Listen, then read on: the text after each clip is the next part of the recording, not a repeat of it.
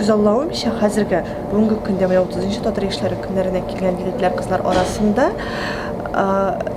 интеллектуаль мәгълүматка сусаган яшьләр күбрәк.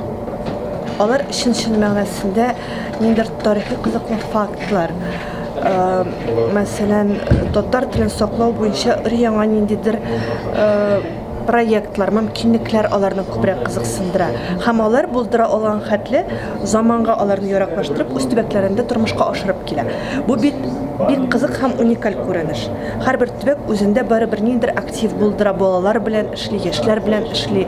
Билгеле, алар оешмалары бар. Алар кайбер төбәкләрдә берәү түгел, икешәр, өчәр үзара тартышу бара, әмма дә ләкин менә ниндидер милли тормыш кайный төбәкләрдә. Билгеле, ул Казанда кайнаган кебек дөрләп кайнамыйдыр, ләкин аның барыбер ниндидер чаткылары бар. Бик күп темалар турында сөйләштек, җан исәп мәсьәләсе, дәүләтчелек формалары турында да, телне саклау мәсьәләсе буенча да. Монда бит ничәдер кунак килү генә түгел, монда бит яшьләр менә 5 көн 24 сәгать дәвамында алар йокламый. Кемдер аралашып утыра, кемдер таныша, кемдер билгеле күңел ача.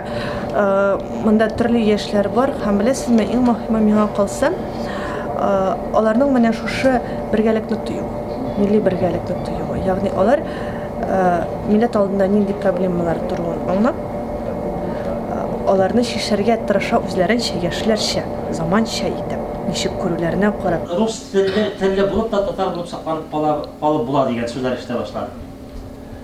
Һәм ул бер дә гади генә әйбер түгел. Әмма чынлыкта табардан ялгыш фикер.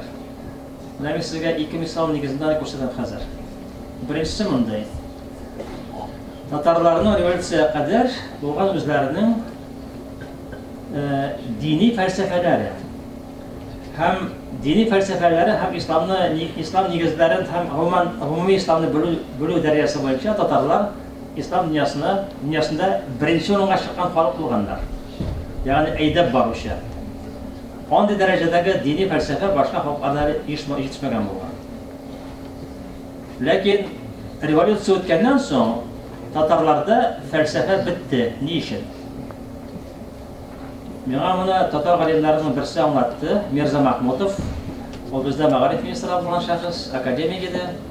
Ул бик яхшы беләдер гарәп телен. Революциядан соң теге большевиклар, татар большевиклар хәзердән динне бетерәбез дип, татар теленнән 10 мең гарәп фарсы алынмасын чыгып калдырганнар. 10 мең сүзне. Мин аларны өйрәнеп карадым, алар барсы да суфишилык белән бәйле терминнар булганнар. Менә шул сүзләр нигезендә, шул төшенчәләр нигезендә татарлар формалаштырганнар дини фәлсәфәне. Алар чыгып калгач, безнең ул фәлсәфәне корырлык аппарат бетте. Уйлау аппараты бетте телдә.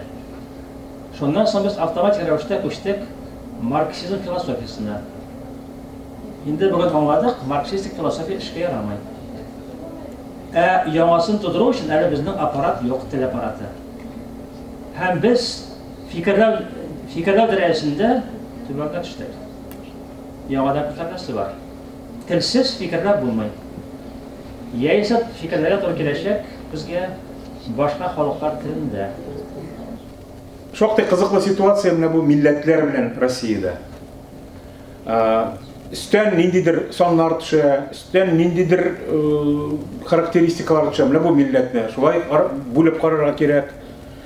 Шушындый аерым милләтләрне күрсәтергә кирәк дип әйтәм. Кешеләрнең башын катырып бетерәләр дөресен әйткәндә. Ләкин мин шулай дип уйлыйм. Менә кеше, татар кешесе, ул нинди төбәктә яшәмәсен, нинди этник төркемгә карамасын, ул һәрвакыт татар дип күрсәтергә тиеш үзен һәм горурланып әйтергә тиеш, мин татар дип.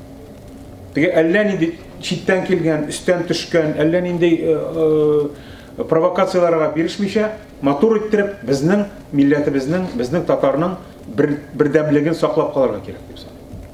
Менә без үзебезнең урыныбызга ия, безнең тарихыбыз бар, бай тарихыбыз бар, безнең зур шәхесләребез бар, безнең горурланырлык мәдәниятебез бар.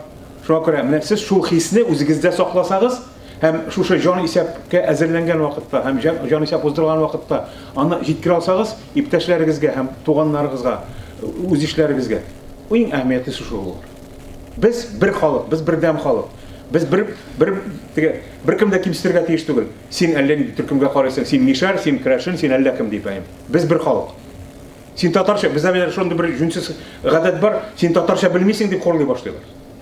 Әгәр кешенең күңелендә милли рух яна икән, нишләп без ул кешене кимсетергә һәм читләштерергә тиеш әле? Ул тартыла икән татарга. Ул татар аны татар итеп карарга кирәк ул кешене. Кимсетергә түгел, киресенчә аңа ярдәм итәргә кирәк.